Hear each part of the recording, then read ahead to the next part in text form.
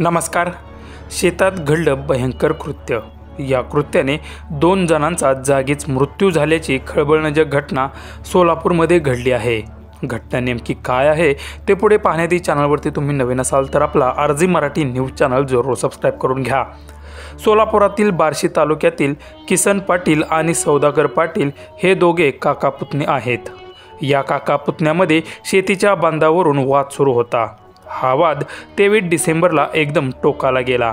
त्याचं झालं असं की चुलता किसन पाटील त्यांची बायको आणि मुलांसह बांधावरून बैलगाडीने येत होते। ही बातमी पुतण्या सौदागर पाटील याला कळताच तो 2 महिलांसह घटनास्थळी पोहोचला। यावेळी पुतण्याने चुलता किसन पाटील, सागर पाटील आणि सिंधू पाटील यांना दमदाटी करत शिवीगाळ केली। यामध्ये थोडी झटापटही झाली।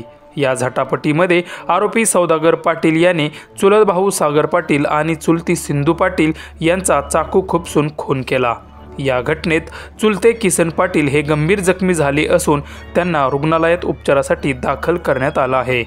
या प्रकरणी बार्शी पोलीस ठाण्यात सौदागर पाटील, सोनाली पाटील आणि निर्मला पाटील यांच्या विरोधात बार्शी पोलीस ठाण्यात गुन्हा दाखल करण्यात आला आहे।